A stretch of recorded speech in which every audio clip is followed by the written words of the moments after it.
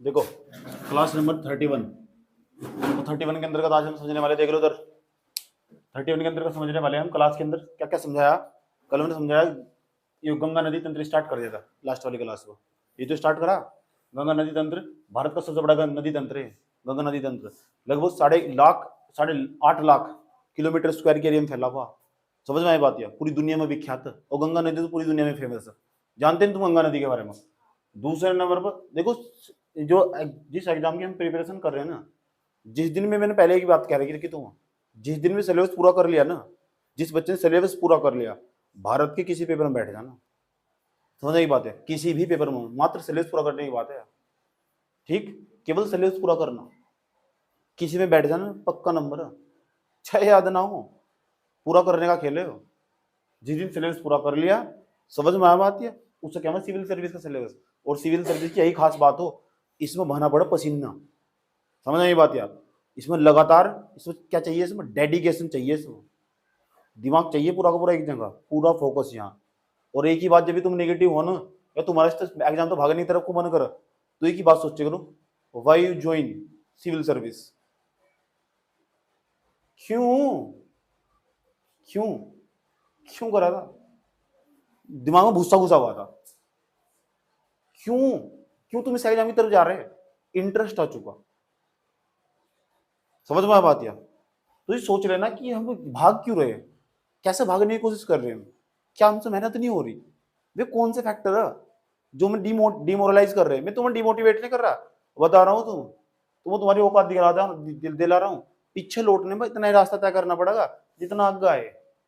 ऐसे में इसलिए एक कदम और एक कदम और एक कदम और, दो रास्ते तुम्हारे पास इस टाइम। इधर चले जाओ या इधर चले जाओ। इधर जाओगे तो स्टार्टिंग में दिखाई देंगे फूल, इधर जाओगे ना स्टार्टिंग में दिखाई देंगे कांटे।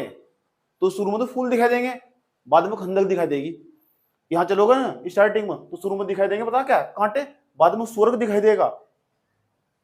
समझ में आया बात? या जी जो दूसरा रास्ता ना, ये बाबू सोना वाला, ये दूर तो स्टार्टिंग तो अच्छा लगेगा, और धीरे धीरे जैसे टाइम बीतता चला जाएगा ना, सब समाप्त, फिर सब बकवास। तब देखोगे या तब तुम्हें फिर बाद में आ जाएगी, यही तुम्हारी पुरानी गर्लफ्रेंड थी, यही तुम्हारा पुराना बॉयफ्रेंड था, फिर आगे इस पे लौट गए। यही से कहानी शुरू हुई थी, यही शुरू हुई थी, यही समाप्त होगी। समझ में आया बात? ये लेक्चर नंबर 31 पढ़ा रहा हूँ, पिछले साल के प्रीवियस ईयर क्वेश्चन में जितना टाइम भी जाएगा ना जो बच्चा, वो एग्जाम का पैटर्न इतना ही समझता चला जाएगा। समझ में आया बात? ये मैं रात ग्रुप में क्वेश्चन पूछ रहा था, ये रात के 2-2 1:30 बजे तक ऑनलाइन रहते हैं, लेकिन इन पर यूं नहीं पता लगता ग्रुप में मैसेज सवाल का उत्तर दे दें, इतना भी टाइम नहीं है इनको। 11:30 बजे सो जाते हो तुम। कौन नहीं देख रहा था क्वेश्चन? सारा बता, तू देख रही थी क्वेश्चन में?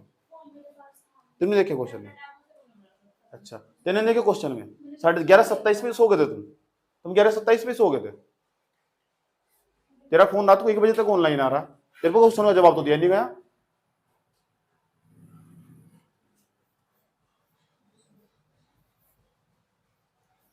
तो ये हम बता क्या कर रहे हैं, ये कर रहे बच्चे पढ़ाई का ढोंग। तो बेटे पढ़ाई का ढोंग करना बंद कर दो, बता के नहीं कर रहा है, ये पढ़ाई का ढोंग आज ही बंद कर दो। इसे बोलते पढ़ाई का ढोंग, बेवकूफ बनाना, इसे क्या, अनपढ़ माँ बाप का बेवकूफ बनाना। समझ में आया? तुम्हें एडवाइस दे रहा हूँ, सलाह दे रहा हूँ, क्या तो उसमें घुसो ना, भाग जाओ यहाँ से। समझ में आया बात? है नहीं तो खुद भगा दूंगा तुम्हें यहाँ से। समझ में आया नहीं बात? यार अभी तो तुम्हें बताई नहीं, मेरे बारे में तुम जानकारी है ही नहीं। अभी अभी तो तुम बाह्य स्वरूप देख रहे, आंतरिक स्वरूप देख लिया, हवा सरक जाएगी। समझ में आया बात? यार अभी तो तुम बाह्य स्वरूप देख रहे, अच्छा लग रहा पढ़ा रहे, जब सुनना स्टार्ट करूंगा ना तो रात को नींद नहीं आने की, जबरदस्ती सो गए जाकर। घर वाले सोचे चल सो जा सो जा।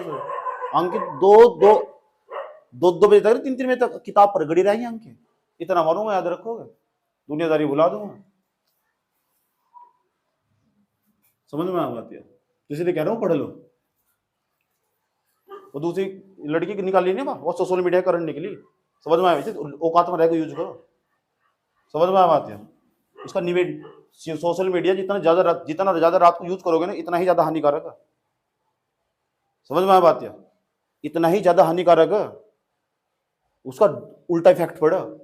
मेरे जैसा इंसान तो उम्र में भी ज्यादा यार, समझ में आई बात? यार तुमसे उम्र में भी ज्यादा, और तुमसे उम्र में ज्यादा, तुमसे ज्यादा पढ़ा लिखा इंसान हो, वो जो कम यूज कर रहा है, वो व्हाट्सएप नहीं यूज कर रहा, तो तुम क्यों यूज कर रहे हैं?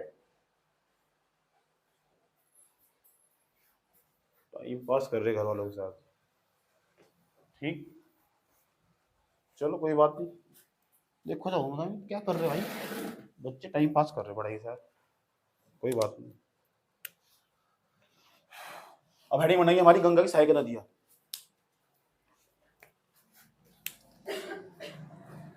जो हमारी गंगा रही है, गंगा निकलती है गोमुख ग्लेशियर तक, और गोमुख ग्लेशियर तो होते हुए ना ये भारत के लगभग 5 राज्यों से हो गुजरती है, 5 राज्यों से, और 5 राज्यों से होते हैं ना यहाँ बांग्लादेश के अंदर अपना जल गिराती है, और जब बांग्लादेश के अंदर जल गिराती है तो बांग्लादेश वाले से पद्मा के नाम से जानते हैं।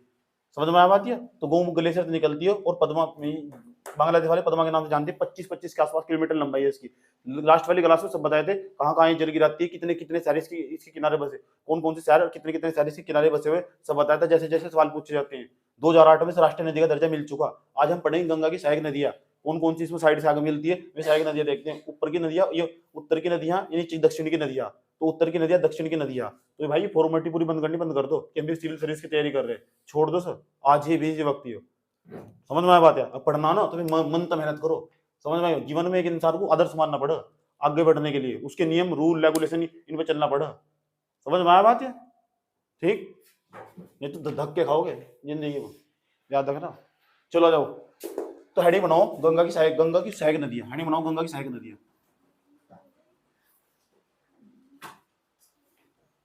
ऐसे गंगा कैसे लिखेगा? एक दूसरा तरीका भी है गंगा को लिखने का।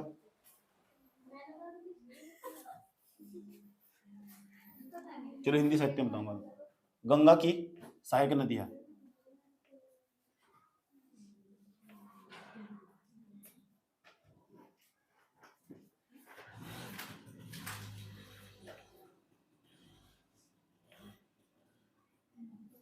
कुछ कर लो, बस इतनी बात याद रखियो, अगर मुझे किसी बच्चे ने यहाँ कुछ भी आके बताया ना तुम्हारे बारे में,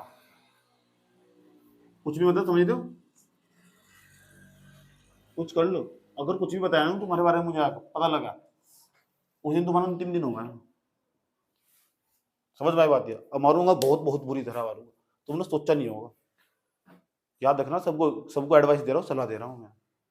जिसकी जिसने भी मेरे बारे में किसी ने कुछ कह दिया ना मुझे आकर तुम्हारे बारे में कि ये लड़की वहां खड़ी थी, इसके साथ बात कर रही थी, या फिर उसके फोन पे इसके साथ बात करती है, इसका इसके साथ मैटर चल रहा है, तो तुम्हारा देख लिया अंतिम दिन होगा यहाँ। सबकी सबको एडवाइस दे रहा हूँ, कानों में डाल लिया इस बात को, क्या कही? समझ में आया बात? यही मेरी ट्यूशन की फीस है। समझ में आया क्या कहा? तुम्हारा इसके साथ मैटर था, चल रहा है, नहीं चल रहा, इसके साथ बात कर रहे, ठीक है? इंग्लिश इंग्लिश मीडियम वाला सब समझ में आया बात है? और एक मुझे लग गया ना कुछ 12 बजे के बाद ऑनलाइन पकड़ मिलेगा मुझे, रात को 12 बजे के बाद, 12 बजे के बाद ऑनलाइन मिलेगा ना मुझे, आया समझ, उसके लगे तो खुराक ली जाएगी। सबके नंबर अब ट्रैकिंग करूंगा ए टू जेड। समझ आई बात है? अगर 12 बजे के बाद मुझे इसका डाटा खुला हुआ मिलेगा और ऑनलाइन मैसेज करके रखूंगा, फिर बताऊंगा तुम्हें, फिर अगले दिन पकड़ूंगा यहाँ से, हाँ कहाँ कितना डाटा यूज हुआ है, रात कहाँ ऑनलाइन थी, कौन कौन से पेज खोल कर बैठी हुई थी, तुम्हें सिखाऊंगा मैं पढ़ना, तुम्हारा जीना आराम कर दूंगा मैं। ठीक है, 1.5 साल हो, 1.5-2 साल हो गए मुझे मेहनत करते करते। समझ में आया बात? क्या फिर ये फंड में मेहनत कर रहा हूँ, कुत्ते की तरह चिल्ला रहा हूँ 4-4 घंटे आकर, ताकि तुम्हारा भविष्य सुधार सकूं। इधर देख रहे हैं, ये बाएं तट पर मिलने वाले ने दिया, ये दाएं तट पर नहीं मिलने वाले ने दिया, ये बाएं तट पर मिलने वाले ने दिया, ये कौन से तट पर? दाएं तट पर। किस बात पर से? क्या हुआ?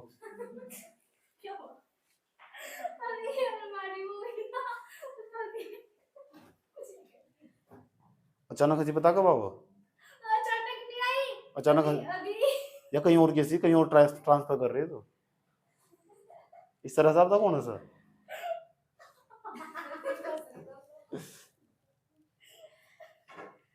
और यार पढ़ लो अपना, क्या टाइम पर बात करना। ए इधर लक्ष्मी, याद तो नहीं आ रही?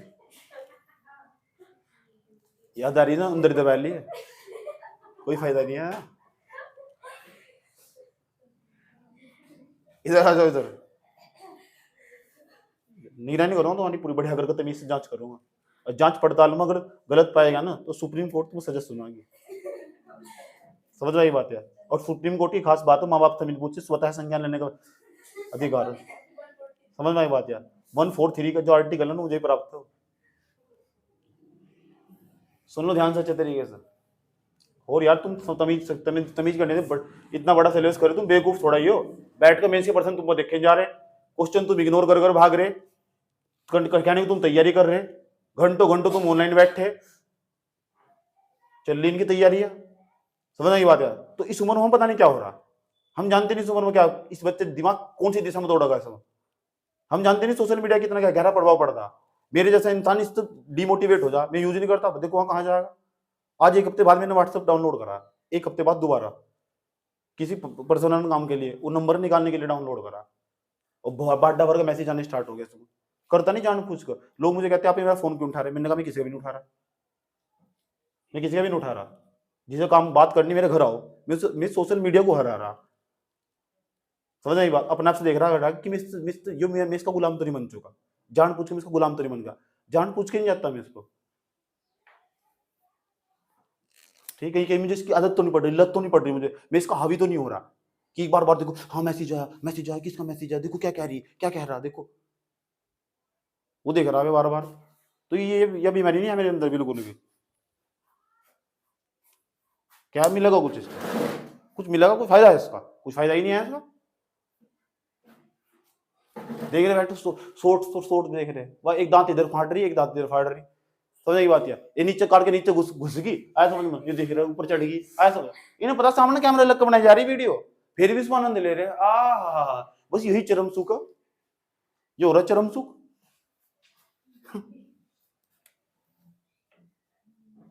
बैठ कर सही रिसर्च कर रहे, मुझे हाइड करके स्टेटस लगा रखे मालिक ने, आया समझ में।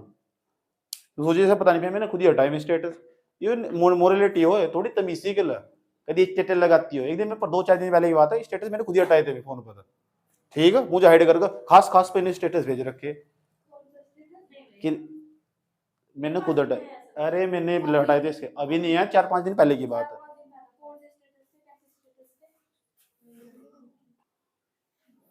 चलो जाओ, देखो गंगा की सहायक नदियां पढ़ने वाले ध्यान से सुन लेना अच्छे तरीके से, अब बात बंद बिल्कुल भी प्यार के साथ आ जाओ, सुन लो ध्यान से अच्छे तरीके से। गंगा की बाएं तट पर मिलने वाली सहायक नदियां कौन कौन, एक एक को पढ़ेंगे तमीज से, कहां कहां तो उसका उद्गम होगा, कहां कहां जाती होगी, उसकी खास खास विशेषताएं क्या होगी, वहां से सवाल पूछे जाते हैं, तुमसे पूछूंगा फिर अच्छे तरीके से। देख लो, ये गंगा की सहायक नदियां, बाएं तट पर मिलने वाली नदियां, ये दाएं तट पर मिलने वाली नदियां।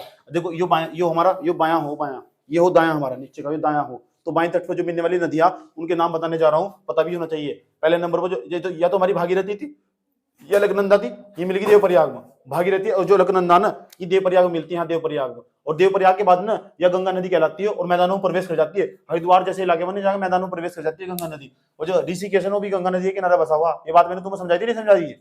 उसके बाद गंगा नदी जैसे आगे प्रवेश करती है ना, ये राम उस साइड में आगे नेपाल वाले भाग से नहीं, उत्तर जो नैनीताल है, नैनीताल उत्तराखंड का, वहां से रामगंगा नदी निकलती है। पहला नंबर रामगंगा नदी, उसके बाद गोमती नदी, घाघरा नदी जिसे सरयू नदी कहते हैं, उसके बाद बागमती नदी, फिर कोसी नदी, महानंदा नदी, सबके नाम याद होने चाहिए। अब हम इनके बारे में एक एक करके पढ़ेंगे। पहली हेडिंग हम यही बनाएंगे, बाएं तट पर मिलने वाली नदियों में, बाएं तट, बाएं मतलब खब्यात की तरफ मिलने वाली नदियों में रामगंगा नदी। अब हमारी यही है, वहां साइड से अलग लिखवाया जाएगा, एक एक पॉइंट लिखवाया जाएगा, तभी से लिखवाया जाएगा, क्योंकि सिविल सर्विस की तैयारी और पीसीएस इसके अंदर इंक्लूड हो जाएगा। आया समझ में, नदियों में फिर जीवन काल में इस तरह से पढ़ने की जरूरत नहीं है। अगर इस तरह नदियों में पढ़ना पड़ रहा तुम्हें, तो इसका मतलब तुम पेपर पे तुम्हारे लायक नहीं हो, तुम छोड़ दो उसे। अब जो अगर वो क्वेश्चन गलत हुआ ना, नदी वाला क्वेश्चन गलत हुआ, वो फिर सबका गलत होगा, तुम्हारा गलत होगा, इतना पढ़ने के बावजूद। लेकिन जितना नोट्स में लिखा जा रहा उसे इतनी बार रिपीट मारना, इतनी बार रिविजन मारना, इतनी बार रिपीट मारना, जुबान पर हटाओ। मैंने रामगंगा नाम लिया ना, तो तुरंत बताओ रामगंगा नदी तो भाई वहां तो निकलती है, नैनीताल जिले से निकलती है, और यहाँ मिलती है जाकर, यहाँ इसमें यूपी में जाके मिलती है। अच्छा जी, यूपी में जाके मिलती है, इस वाले जिले में जाके मिलती है, जो खास तुरंत पता होना चाहिए। ठीक, अभी हम यही पढ़ेंगे। तो रामगंगा नदी, फिर गोमती नदी, फिर घाघरा नदी, फिर गंडक नदी, बागमती नदी, कोसी नदी, महानंदा नदी। आज ये ऊपर की बाएं तट की जो नदियां ना, खास नदियां, और नीचे की कुछ खास नदियां, जैसे ये ऊपर से पहाड़ी यमुना ही है, और यमुना की कुछ सहायक नदियां चंबल, सिंध, बेतवा, केन, उसके बाद टोंस को हम तमसा भी कहते हैं, उसके बाद करमनासा, उसके बाद सोन, पुनपुन और हुगली। समझ में आई बात, हुगली तो इसमें निकल के आ रही। ठीक, तो ये कुछ नदियां ऊपर की बाएं तट पर मिलने वाली नदियां और दाएं तट पर मिलने वाली नदियां। तो बाएं तट में जो मिलने वाली पहली नदी, उसका नाम है रामगंगा नदी। तो आप कॉपी में हेडिंग बना लो, रामगंगा नदी। ये चार्ट बना लिया, तो ये चार्ट बना लो, उसके अंदर पहले नंबर पर हेडिंग बनाओ रामगंगा नदी, पहले नंबर पर हेडिंग बनाओ रामगंगा नदी, उसके बारे में पढ़ते हैं। रामगंगा नदी।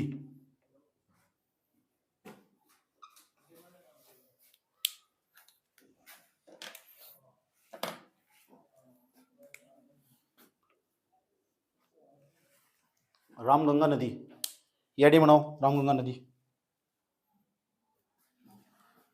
अच्छा ये बताओ इसमें कौन कौन सी नदी आ गई, बाएं तट में मिलने वाली नदी कौन कौन सी आई, पहले ये बताओ। हाँ देख के बताओ, रामगंगा आ गई, दूसरी नदी कौन सी आ गई, गोमती, गोमती आ गई, फिर तीसरे नंबर पर कौन सी आ गई, घाघरा,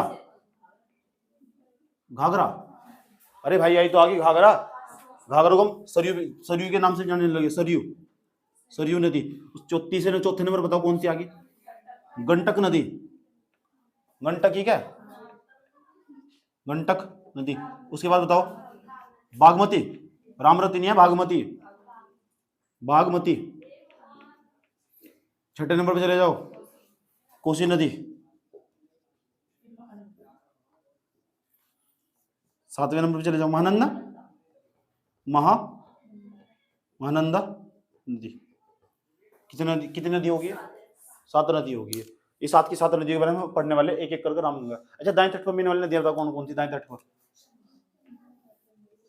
बताओ। नंबर 1 नहीं, यमुना, ज्यादा होशियार नहीं, गंगा की पढ़ रहे हैं, गंगा की सहायक नदियां, यमुना की सहायक नदियां थोड़ा ही पढ़ रहे, गांव बसे नहीं। नंबर फर्स्ट, पहले नंबर पे यमुना, यमुना। दूसरे नंबर पर टोन्स, क्या है, अच्छा करमनासा। उसके बाद सोन, उसके बाद पुनपुन, उसके बाद तो कुछ नहीं है। ठीक, इन्हें पढ़ने वाले हम नदियों, रामगंगा नदी, गोमती नदी, घाघरा, गंडक, बागमती, कोसी, महानंदा। तो पहली और जो लास्ट की ना, जो पहली और लास्ट की, ठीक, पहले नंबर पर कौन सी नदी मिल रही इसमें आगे गंगा में बाएं तट पर, पहले नंबर पर कौन सी नदी मिल रही, लास्ट में, चाहे सारी नदी भूल जाओ, कितनी नदी याद रखनी, सारी की सारी याद रखनी है, ऐसा समझ में, सारी की सारी याद रखनी, क्योंकि सारी की सारी पेपर में पूछे जाते हैं, क्रम पूछा जाता है इनका। पश्चिम से पूर्व की तरफ क्रम बताओ, गंगा के बाएं तट पर जो मिलने वाली नदियां, गंगा का बाएं तट है उसमें मिलने वाली पश्चिम से पूर्व की तरफ नदियों का क्रम, रामगंगा, गोमती, घाघरा, गंडक, बागमती, कोसी, महानंदा। मेरे साथ साथ बोलना, रामगंगा, गोमती, ये मेरे साथ साथ है, ज्यादा अम्मापन चल रहा तेरे अंदर। रामगंगा, गोमती, घाघरा, गंडक, बागमती, कोसी, महानंदा। रामगंगा, गोमती, ये मेरे साथ साथ है, घाघरा, गंडक, बागमती, कोसी, महानंदा। बताओ, इधर देख कर बता देंगे, रामगंगा, गोमती, घाघरा, गंडक, बागमती, कोसी, महानंदा। याद हो गए, सोच लो कितनी नदियां होगी, 7। चलो अब किसके बारे में पढ़ेंगे हम, तो अब किसके, क्या हेडिंग बनानी, रामगंगा नदी। हेडिंग बनाओ सब बच्चा लोग, रामगंगा नदी, रामगंगा नदी हेडिंग बनाओ, रामगंगा नदी। अब रामगंगा नदी के बारे में पढ़ेंगे, ठीक। अब रामगंगा नदी के बारे में जब पढ़ेंगे, इसके अंदर पहला पॉइंट रामगंगा नदी के अंदर। अब तुम सोचते होंगे यार ये रामगंगा नदी ये निकल कहां से रही है, ये निकल कहां से रही, तो जो हो ना एक जिला पड़ता उत्तराखंड के अंदर, उसका नाम है नैनीताल जिला। रामगंगा नदी पर ना रामगंगा परियोजना बनाई गई, परियोजना का मतलब पानी रोक लिया गया और बिजली बना रहे वहां पानी से, समझ, रामगंगा परियोजना रामगंगा नदी पे। ये तो आसान, इतना आसान कभी पूछने का भी नहीं, समझ में आ बात। या तो जो रामगंगा नदी है ना, रामगंगा नदी, इसका जो उद्गम, ऐसी हेडिंग बनानी, उद्गम, हाँ तो हेडिंग बना उद्गम, इसका उद्गम हो नैनीताल जिले से।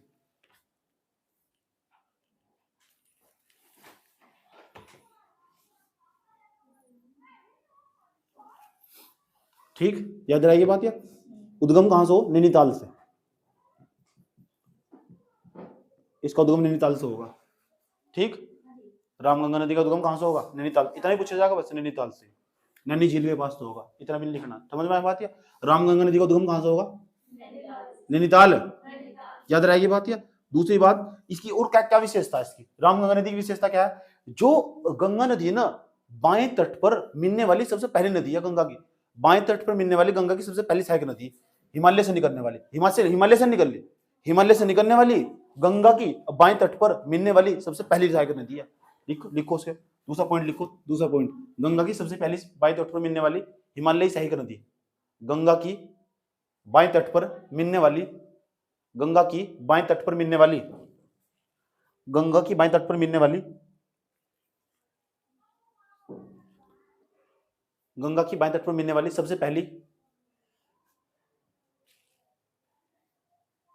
हिमालयी, लिख लो हिमालयी, हिमालयी सहायक नदी, हिमालयी सहायक नदी, हिमालयी सहायक नदी, लिख दिया।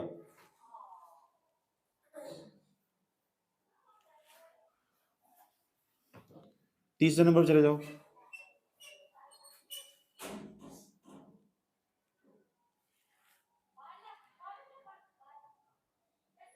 लिख देना यहां तक।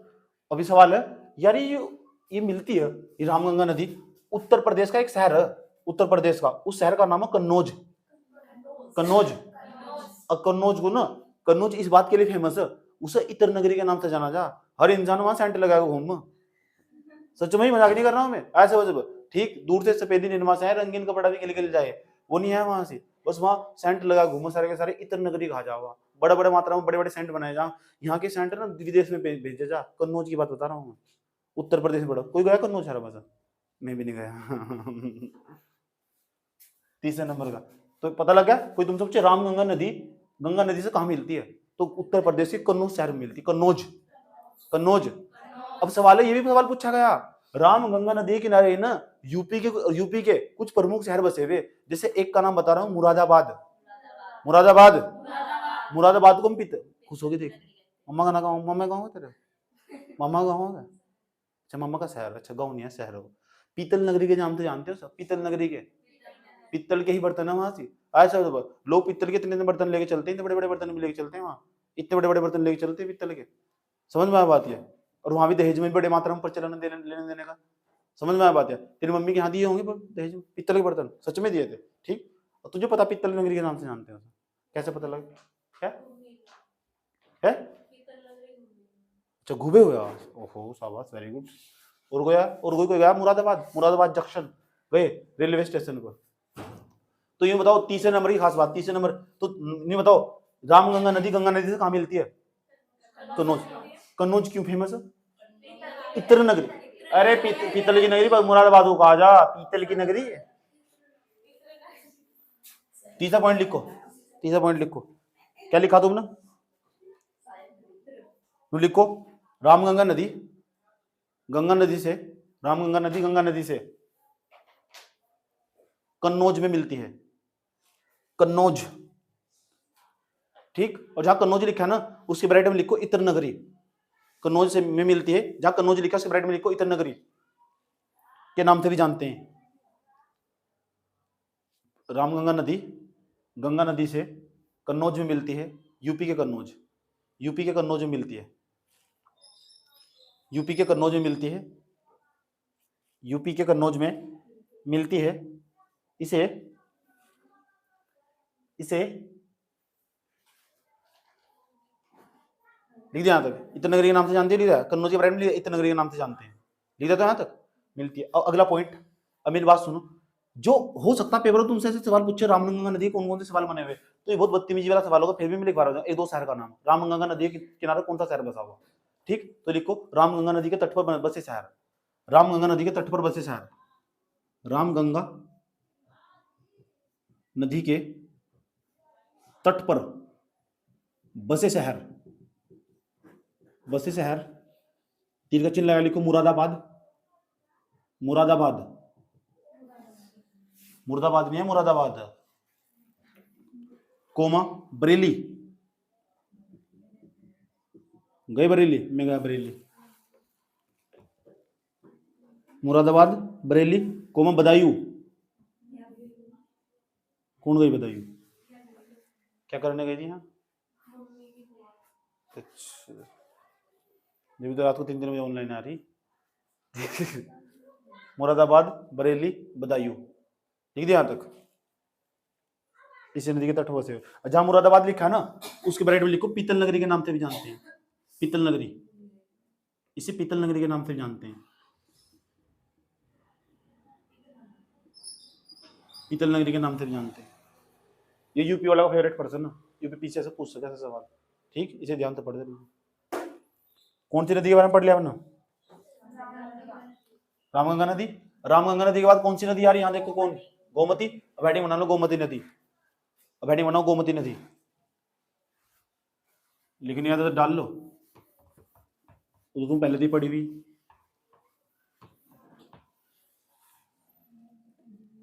बिना लिखो तुम्हारा मन ही नहीं लगने का। गोमती नदी है ना, दूसरी हेडिंग गोमती नदी।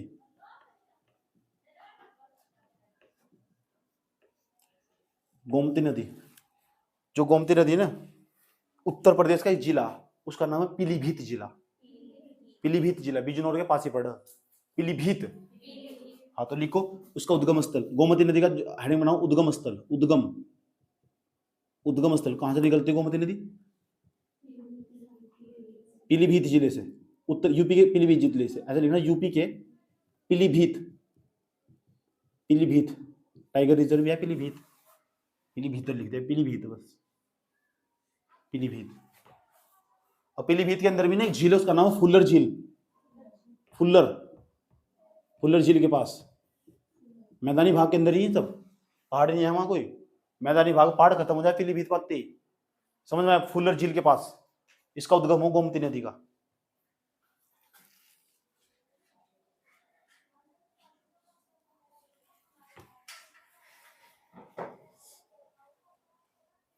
याद रही बात है। दूसरी खास बात, जो गोमती नदी है ना, सहारनपुर का नाम सुना है, लखनऊ का नाम सुना है? सहारनपुर, लखनऊ, सुल्तानपुर, ये सब गोमती नदी किनारे बसे थे। गाजीपुर, ये सब, गाजीपुर किसने बसाए थे सारे? फिरोज शाह तुगलक ने बसाए थे सारे।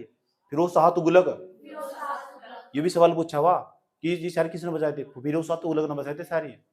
आज जैसे गाजीपुर, गाजीपुर के बारे में बार बार सवाल पूछा, गाजीपुर किसने बसाया था? तो ये बसाया था फिरोज शाह तुगलक ने। और किसके, कौन सी नदी किनारे? गोमती नदी किनारे। नदी किनारे बसे हुए जो स्थल है उनके नाम पता होना चाहिए। इन तो यहाँ तो बार बार सवाल पूछेगा, पीटी के लिए काम का, मेंस के लिए कोई काम का नहीं है। ये सारा, ये जो सारा रोड़ा फैला रहा हूं ना मैं, ये सारा रोड़ा किसका? पीटी का है। किसका है? ठीक है, देखो दूसरा पॉइंट, कितने पॉइंट हो गए इसमें? दूसरा, दूसरा पॉइंट लिखो, गोमती नदी, गोमती नदी, सोमती लिख दियो, सोमती मेरी बुआ का नाम था, गोमती, गोमती नदी, लखनऊ, गोमती नदी, लखनऊ। कोई गया तुम मुझसे लखनऊ? लखनऊ गया? मैं गया हूँ लखनऊ। गोमती नदी लखनऊ, गोमती नदी लखनऊ, कुमार सुल्तानपुर, सुल्तान,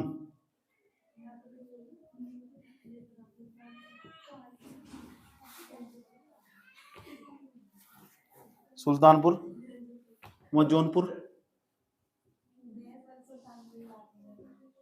जौनपुर, जौनपुर से बहती हुई, सब लिखने हैं, गोमती नदी लखनऊ, सुल्तानपुर, जौनपुर से बहती हुई, जौनपुर से बहती हुई, गाजीपुर में, जहां गोमती नदी मिलती है, ये गाजीपुर पड़ता है, गाजीपुर, गाजीपुर, गाजीपुर में मिलती है यूपी से, उससे गंगा नदी से मिलती है, गाजीपुर में, गाजीपुर में गंगा नदी से मिलती है, गंगा नदी से मिलती है।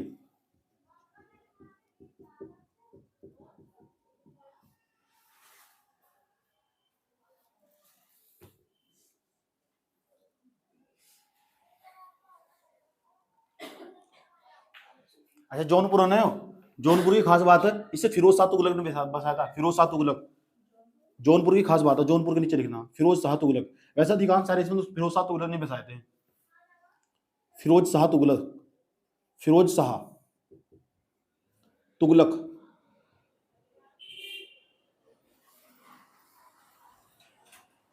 और फिरोज शाह तुगलक को सिराज ए हिंद की उपाधि मिली थी, सिराज, सिराज ए हिंद।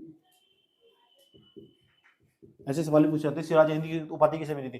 तो फिरोज शाह तुगलक को। छोटे छोटे पेपर में पूछे जाते हैं, तो मैंने कहा मैं सारे पेपर कवर करके चल रहा हूँ, छोटे हो बड़े हो, बच्चे हो बूढ़े हो, या कोई नहीं बचता।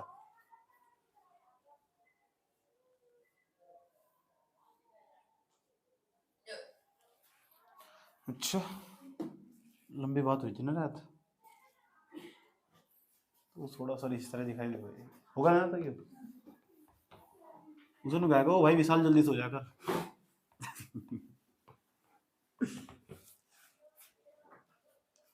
अगली हेडिंग बनाओ तीसरी, उसका नाम है घाघरा, घाघरा नदी। दूसरा नाम क्या है? सरयू, सरयू। वहां देख भी सको यारी, यारी सरयू नदी, घाघरा नदी। अच्छा ये बताओ गोमती नदी कहाँ मिले, कौन से स्थान में मिले गोमती नदी गंगा नदी से? गाजीपुर। और रामगंगा नदी कहाँ मिले? कन्नौज। कन्नौज को कौन सी नगरी के नाम से जाना? इत्र नगरी। इत्र, तो इत्र, इत्र सा मेरे, इत्र नगरी, ये क्या है? गाजीपुर, यूपी का गाजीपुर। ये कौन सी नदी? घाघरा नदी। अच्छा ये बताओ गोमती नदी कहां से निकलती है? पीलीभीत जिले से। पीलीभीत कौन सी झील से? फुल्लर झील। तो कान पर लगना चाहिए तुम्हारा, और कुछ नहीं बस। रामगंगा नदी कहां से निकलती है? नैनीताल की नैनी झील के पास से। नैनी झील, नैनी नहीं है, नैनी तो घी हो, नैनी झील, नैनी झील के पास से निकलती है। अच्छा ये बताओ रामगंगा नदी के किनारे कौन कौन से शहर बसे हुए? देख के बता दो। मुरादाबाद, सुल्तानपुर हुआ, सुल्तानपुर है तुम, बरेली, बदायूं, मुरादाबाद, बरेली, बदायूं। जब अभी भूल गया, क्या गारंटी? अगर क्या गारंटी?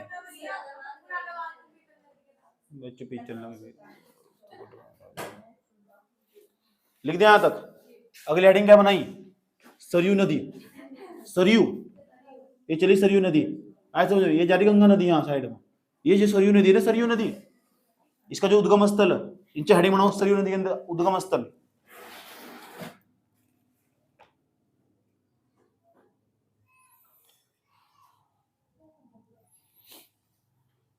तो ऊपर ना एक ग्लेशियर पड़ता है तिब्बत के अंदर, तिब्बत के अंदर से आती है, उसका नाम भी देखिए कितना मस्त नाम है इसका। इसका नाम माप चा चुंग, माप चा चुंग ग्लेशियर है। हाँ मापचा चुंग, हाँ मापचा, मापचा चुंग ग्लेशियर,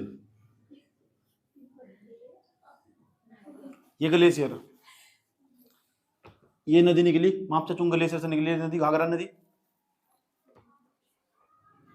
और ये ना जो मापचा चुंग ग्लेशियर ये कैलाश पर्वत के पास पड़ता, कैलाश पर्वत के पास, इसी पास कैलाश पर्वत है। और कहां पड़ता है? तिब्बत के अंदर, ब्रेड में तिब्बत।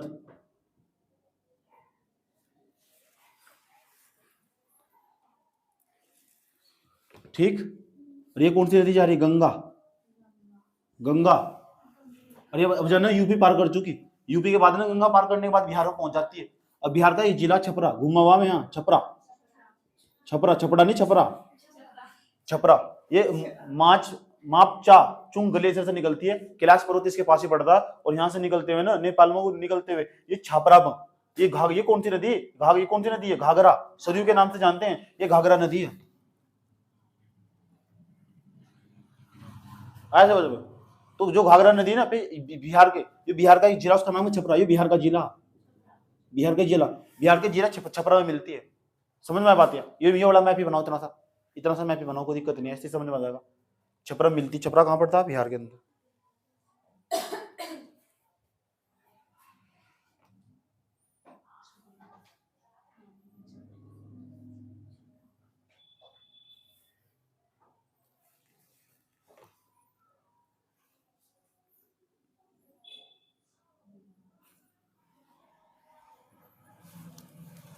याद रही बात है?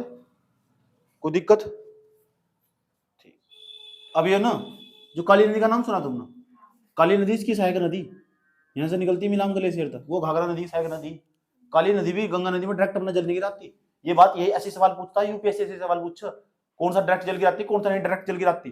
तो जो काली नदी ना वो घाघरा नदी की सहायक नदी, घाघरा नदी डायरेक्ट अपना जल गिराती छपरा में जाकर, इसका जल लेके चलती है काली नदी का है। और जो काली नदी ना, काली नदी के बारे में बताने की जरूरत नहीं है दोबारा। जैसे जिनको देखा ये इस तरह करके उत्तराखंड का मैप, उसका नेपाल का मैप है, ऐसे तो नेपाल का मैप ही हो। उसके बाद चलो हाँ, यहाँ हमारा ग्लेशियर होगा मापचा चुंग ग्लेशियर, वो यहाँ से ग्लेशियर, ये ग्लेशियर यहाँ से निकली नदी, कौन सी नदी है? घाघरा नदी। यहाँ से कौन सी नदी जा रही है साइड से? गंगा नदी।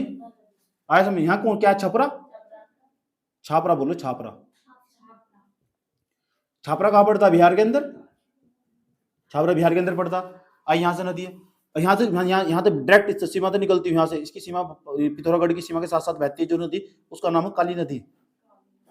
ये काली नदी, काली नदी आया समझ में? काली नदी कहाँ से निकलती? काली नदी मिलाम ग्लेशियर से। मिलाम, मिलाम ग्लेशियर किसके पास है? लिपू लेक दर्रे के पास। लिपू लेक, लिपू लेक दर्रा है नहीं नेपाल के अंदर? ऐसा ही अभी न बनाओ, एडजस्ट होता है मेरे को, पहले समझा रखा है। मिलाम ग्लेशियर पड़ता है। मिलाम ग्लेशियर कहाँ पड़ता? उत्तराखंड में पिथौरागढ़ जिले में। कि कौन सी दर्रे के पास? लिपू लेक दर्रे के पास।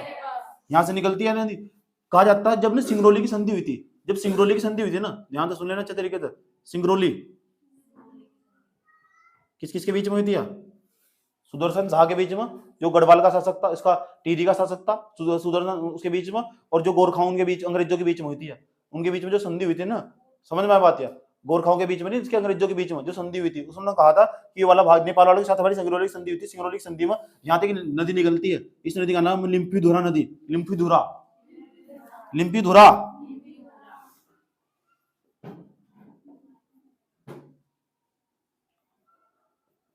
लिम्फीधुरी नदी, ये नदी है, ये ऐसे मिल जाती है साइड से। अब जो नेपाल है ना, वो नेपाल कहता कि हमारा जो क्षेत्र है लिम्फीधुरा नदी तक। नेपाल हमारे पर आरोप लगाता नेपाल के साथ हमारी लड़ाई क्यों है? ये कालापानी नामक स्थान है, यहाँ कालापानी नामक स्थान पड़ा।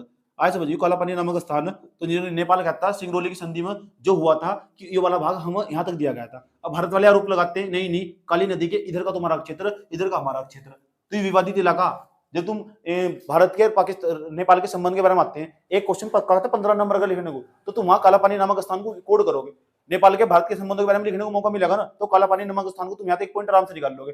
आए समझ। और तुम बताओगे सिंगरौली की संधि के तहत है ना ये किया गया था, जो लिम्फाधुरा नदी है ना, उसके लिम्फाधुरा नदी, तो नेपाल को क्या चाहिए? नेपाल को चाहिए लिम्फाधुरा नदी के जहाँ पूर्व के जो भाग, पूर्व का क्षेत्र, वो उसका सारा का सारा। और यहाँ तक यहाँ की नदी बहती है, इसका नाम बता रहा हूँ तुम, मेंची नदी। यहाँ मेंची नदी बहती है, मेंची स्थानीय नदी, मेंची नदी, मेंची नदी।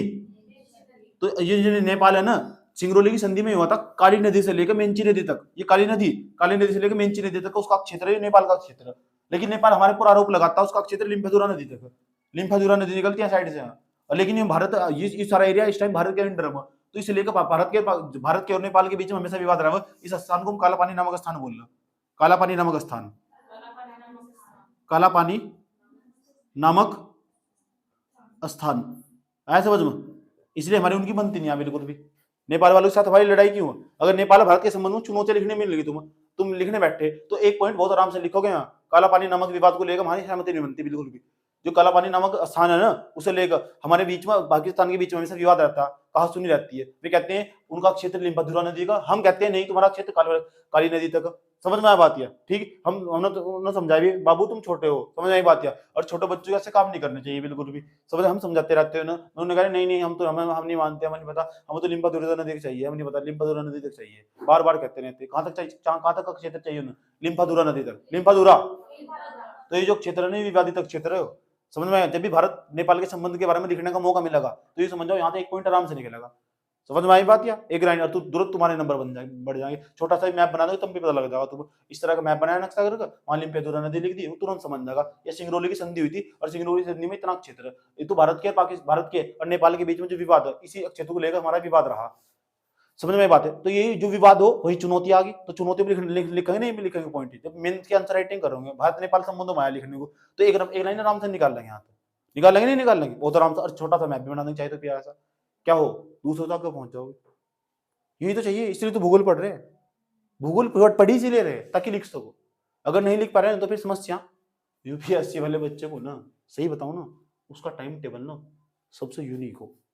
उसका टाइम टेबल, सोने का, उठने का, जागने का, हर सब्जेक्ट को पढ़ने का टाइम टेबल फिक्स हो उसका। आए समझ में? बुक्स पढ़ता हो बैठ कर, तमीज से बैठ कर, जो काम दिया गया ना उसका पूरा रेगुलर रहता अपने काम के अंदर, एक भी दिन की लापरवाही ना उसके अंदर। वह बात है उसकी हालत खराब हो रही हो। मैंने पहले कह रखा है 34 साल से पहले तुम्हारी हालत कभी खराब नहीं होने की।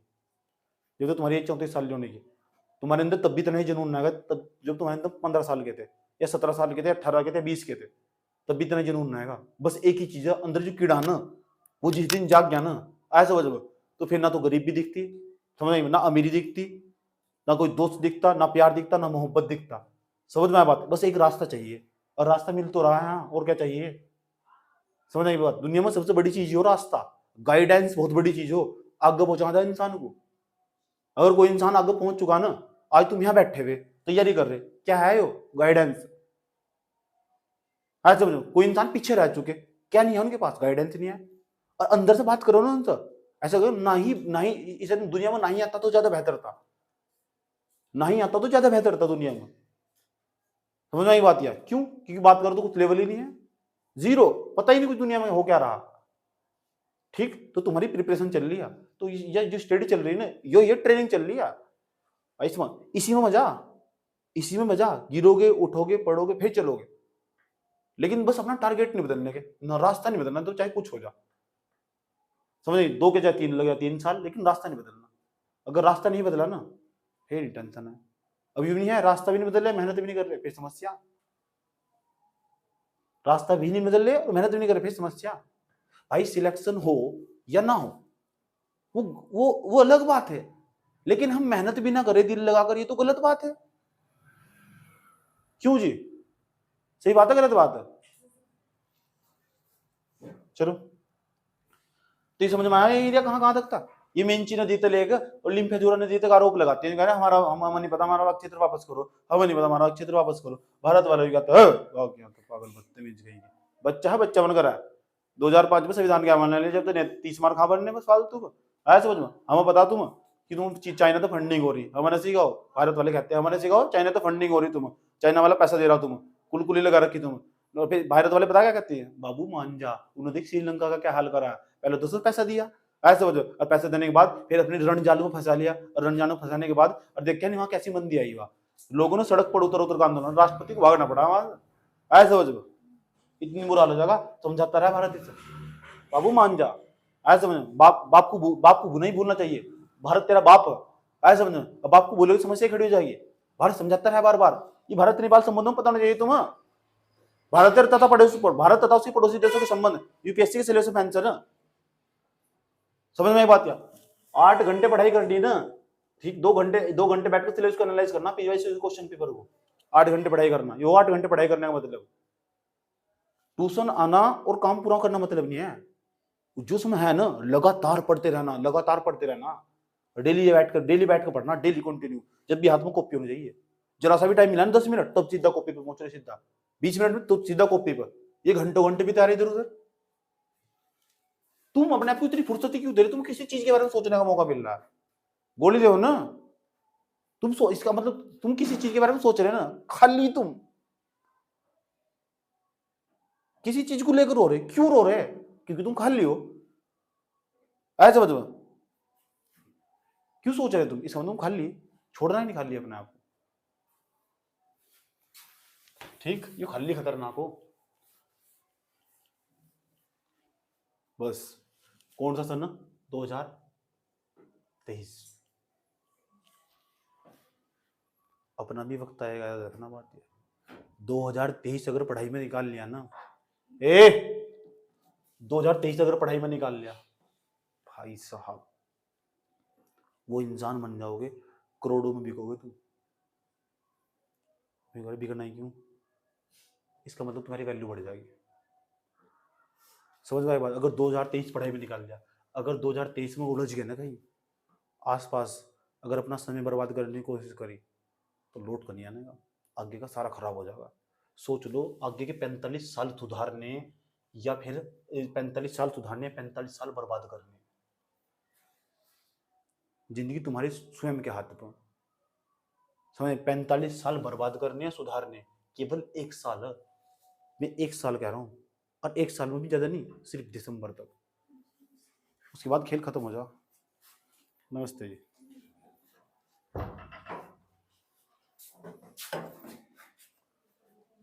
समझ में? पता लग गया क्या कहा? उसके बाद इन्वायरमेंट, घर वाले अगर पैसा लगाते हो ना, तो दिल्ली में जाकर टेस्ट सीरीज ज्वाइन कर लो। घर वाले पैसे लगाते, दिल्ली में जाओ, टेस्ट सीरीज ज्वाइन कर लो। बड़ी तैयारी निकलने खातर ना घर से बाहर निकलना पड़ता, नहीं तो यही इन्वायरमेंट बढ़िया, समझ में आई बात है। यहाँ से ज्यादा परेशान तुम कभी नहीं, एक टाइम ऐसा आएगा तुमको सेल्फ तरीके से पढ़ना पड़ेगा। मैं तुम्हारी जिंदगी से जा चुका हूँ, मैं तुम्हें बार बार नहीं समझाने आऊंगा, आया समझ में। और जब इंसान को सेल्फ तरीके से पढ़ना पड़ा ना तो बहुत टाइम लगेगा। जब तुम परिश्रम में पढ़ोगे ना तो जो काम ना 3 साल में हो सकता था वो 6 महीने के अंदर हो जाए, आया समझ में। ठीक, जब तुम सब चीजें तुम्हारा मन भर चुका होगा ना तो फिर तुम क्या क्या करोगे, फिर पढ़ाई की तरफ दौड़ोगे। फिर सेल्फ तरीके से मोटिवेशन आना बहुत बड़ी बात है दुनिया में, बहुत कम आओ, बहुत कम लोगों का हुआ अकल। समझ में आया बात है। इसलिए जब जब पृथ्वी पर पाप बढ़ने लगता है मेरे जैसे अवतार पैदा होते हैं, जब जब पृथ्वी पर पाप बढ़ने लगता है मेरे जैसे अवतार पैदा होते हैं। मैं आया हूं तुम्हें संभालने, घुसाने। समझ में आया बात है। मैं तुम्हें इशारा करूंगा तुम समझ जाना, मैं तुम्हें बार बार इशारा करूंगा, मैं तुम्हें आग्रह करूंगा तुम समझ जाना ये रास्ता मेरे लिए सही नहीं है। आज मुझे सीख मिली, ठीक, मुझे इन सब चीजों को धीरे धीरे इग्नोर करना सीखना होगा। आया समझ में। तुम्हारी तरफ आगे में समझ में, मैं तुम्हें ड्रैगन दिखाई देंगे, ड्रैगन तुमने ड्रैगन समझना, तुम्हें उत्साहित करेंगे मैं। आया समझ में। तुम उन्हें राक्षस समझना, राक्षस, ठीक, भाड़ में जाने को कहना, भाड़ में जाने को। बात समझ में आई, ये भूल गए सारा। लिम्फेदुरा नदी थी या मीनाम गले से लिपुल एक दर्रे के पास से निकल रही थी काली नदी, काली नदी में मिलती है, घाघरा नदी में जाके मिलती है। जो घाघरा नदी है ना, ये जो घाघरा नदी इसे हम सरयू नदी के नाम से जानते हैं। या जिस ग्लेशियर से निकलती है उसका नाम है मापचा चुंग ग्लेशियर। मापचा चुंग ग्लेशियर कहां पड़ता? तिब्बत के अंदर, कैलाश पर्वत के समीप। कौन सी नदी निकली? घाघरा, घाघरा घाघरा घाघरा घाघरा। ए बोल घाघरा। ये कौन सी नदी? ये कौन सी नदी साइड से निकल रही? ये गंगा नदी। ऐसा समझ में। उसके बाद काली नदी और घाघरा नदी, घाघरा नदी आ ही रही थी बस, क्यों कह रही रुक जाओ, काली नदी का रुक जाओ रुक जाओ, मेरा भी जल लेके चलना, तो इसका भी जल लेके चल दी बस बात। ऐसा समझ में। उसने अपना जल डाला और चल दिया। और कह रही गंगा माता को मेरा प्रणाम कहना। उसके बाद जैसे यहाँ छापरा में पहुंचती है गंगा माता को प्रणाम करती है और हाथ जोड़कर उसके साथ चलना स्टार्ट कर देती है। छापरा के अंदर, बिहार के छापरा जिले के अंदर, छापरा के अंदर बहुत गरीबी है। ऐसा वजह हम गए छापरा जिले के अंदर, बहुत गरीबी, छापरा जिला पड़ता बिहार के अंदर। इतनी बात बताओ समझ में नहीं आई? वो दिक्कत है यहाँ तक? चले आगे पढ़ाएं, चलो। अब इतनी बात बताओ, ये समझ में आ रहा नहीं आ रहा? मैं पढ़ा रहा था भूगोल, घुस गया भारत नेपाल संबंध में, यही पढ़ाई यूपीएससी की। पढ़ा कहीं और लिख रहा कहीं और, ये तो चाहिए सर। और ये तो तुमने बचपन तक करा, ये तो तुमने बचपन तक करा। पढ़ रहे वहां से हो, पढ़ रहे वहां से, पढ़ रहे केमिस्ट्री का लिख रहे फिजिक्स में, पढ़ रहे फिजिक्स का लिख रहे केमिस्ट्री में, ये तो हमने बचपन तक करा है। तो ये तो चाहिए सर। इस काम में तुम क्या हो? परफेक्ट। इसका मतलब एग्जाम तुम्हारे लिए बना हुआ, ठीक। तो बताओ क्या क्या लिखा इसके अंदर अब तक? चित्र बना, तेरी जिंदगी चित्र बना रही। इतनी बात बताओ समझ में नहीं आई? ए रुक जाओ। तो ये बताओ, ये वाला चित्र बनाना, ये भी बनाना, चाहे तो एक काम करो, इसे हटाकर सीधा एक एक में बना लो। इस पे लिख देना मापचा चुंगले से, यही लिख देना।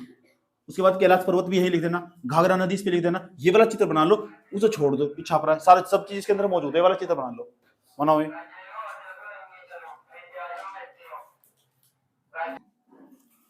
अच्छा एक बात बताओ बाबू, सोना तो घर चले गए। एक बात बताओ, ये काली नदी नहीं है? काली नदी के बारे में कुछ थोड़ा थोड़ा फैक्ट लिख लो, क्या अब तक ऐसा सवाल पूछ लो तो आईडी बना लो। काली काली नदी, काली नदी। काली काली जुल्फों के बंदे न डालो, हमें जिंदा रहने दो ए हुस्न वालो। हेडिंग बनाओ, काली नदी। सितमगर हो तुम खूब पहचानते हैं, तुम्हारी अदाओं को हम जानते हैं। बताओ काली नदी का उद्गम कहां से हो उसका? इसका मिलाम ग्लेशियर।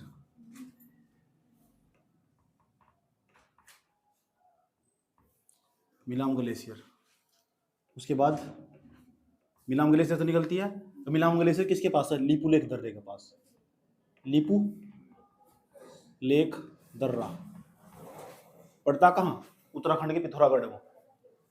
पिथौरागढ़, जो राही पिथौरा शाही के नाम पर जाना जाता। जो काली नदी है ना, दूसरी बात, इसे करनेली नदी भी कहते हैं, करनेली। हाँ, करनेली नदी, करनेली भी लिखा हुआ, करनाली भी लिखा, वो भी सही है। करनेली, ये चोका नदी भी कहते हैं, चोका। लिखना इसमें, शारदा नदी आगे कहलाती है, यहाँ नहीं कहने शारदा नदी। करनेली नदी या चोका नदी, इसे चोका नदी के नाम से भी जानते हैं, अपने हिसाब से लिख देना। इसे करनेली या चोका नदी भी कहते हैं।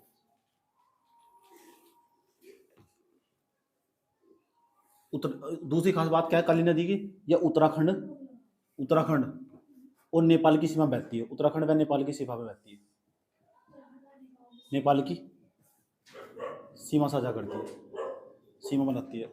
चौथी खास बात क्या है इसकी नदी की,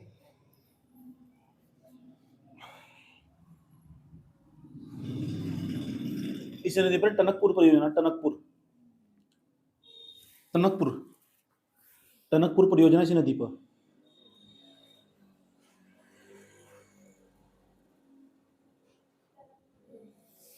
और यह परियोजना ना, जो परियोजना इसमें, यह नेपाल और भारत की संयुक्त परियोजना। नेपाल ही पैसा खर्च कर रहा है, भारत ही पैसा खर्च कर रहा है, बनाई गई और बिजली बना रहे हैं वहां से। और बिजली बनाने के बाद ना भारत भी बिजली उपयोग कर रहा है और नेपाल भी उपयोग कर रहा है।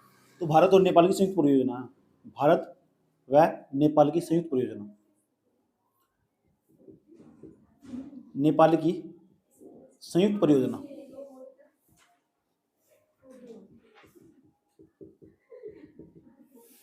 भारत व नेपाल की संयुक्त परियोजना लिख दिया। किसके बारे में लिखा भाई, काली नदी के बारे में। अब हेडिंग बनाओ गंडक नदी के बारे में। देखो वहां अगली नदी कौन सी, अब अगली नदी आई गंडक नदी।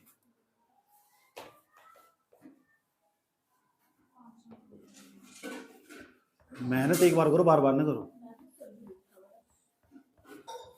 क्या लिखा हुआ था, सरजू, कहाँ,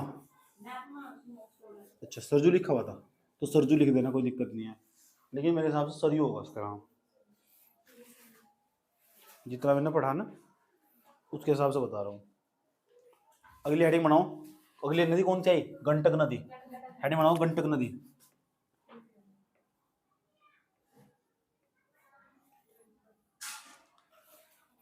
हाँ सही है, गंडक नदी।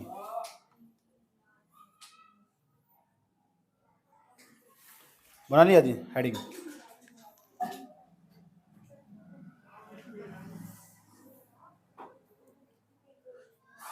इसमें ना इसकी खास बात हो, ये नेपाल से निकलती है। कहाँ से निकलती है, नेपाल से। और नेपाल के अंदर ना सर नारायणी नदी भी आती है, नारायणी नदी, नारायणी नदी, नारायणी, नारायणी नदी भी कहते हैं। और ये ना गंगा के अंदर, ये गंगा के अंदर पता कहाँ मिलती है, गंगा में, इस सोनपुर में मिलती है। और सोनपुर पता कहाँ, सोनपुर में पूरे भारत में सबसे बड़ा मेला वहीं लगता, पूरे भारत में सबसे बड़ा मेला वहीं लगता, गंगा में, गंगा में मिलती है। कहाँ, बिहार के अंदर,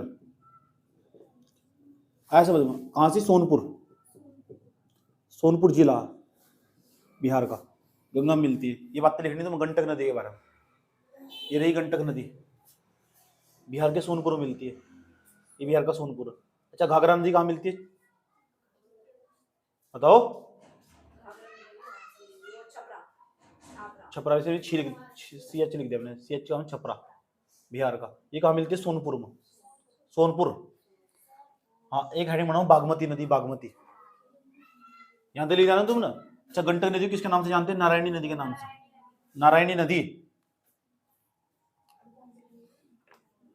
कहाँ मिलती है, बिहार के अंदर। किससे मिलती है, गंगा नदी से। कौन से जिले मिलती है, बिहार के सोनपुर में। खेल खत्म। अगली हेडिंग बनाओ बागमती नदी।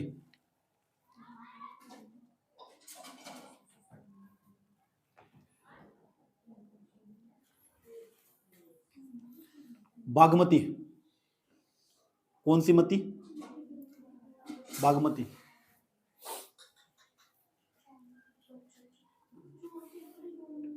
ये देख लो कहां से निकलती है, ये नेपाल के अंदर से निकलती है, हिमालय में, नेपाल के अंदर से, नेपाल, नेपाल से हिमालय क्षेत्र से,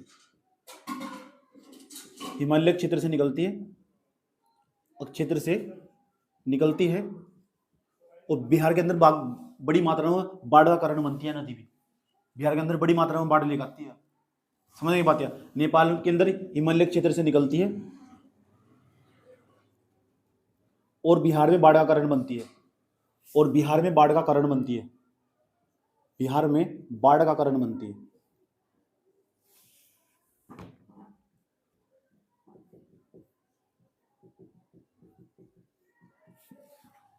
कौन सी नदी है?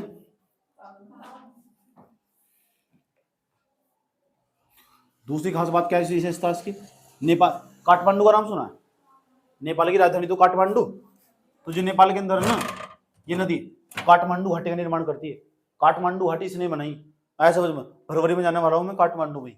समझ में आई बात? काठमांडू जो घाटी है ना, इसने काठमांडू में 2015 में भूकंप आया था, वहां मैंने सहायता करी थी। 7.35 तीव्रता का भूकंप आया था। क्या हुआ? किस बात मजे आ रही? लिखो, यह नदी काठमांडू घाटी का निर्माण करती है। हाँ हाँ भाई, ये और क्या है? यह नदी काठमांडू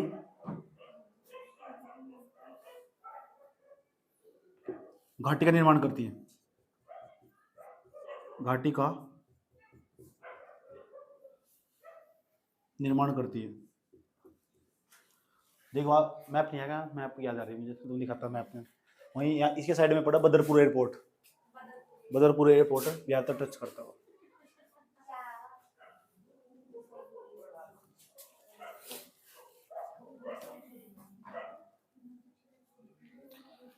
अब बिहार की फेवरेट नदी आने वाली है।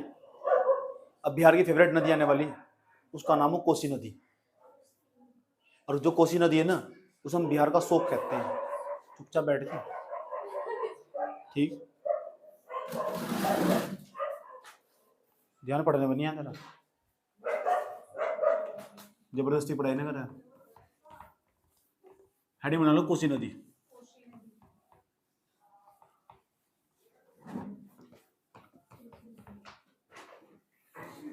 अब कोसी नदी को थोड़ा तमीज से कंघा लेते हैं।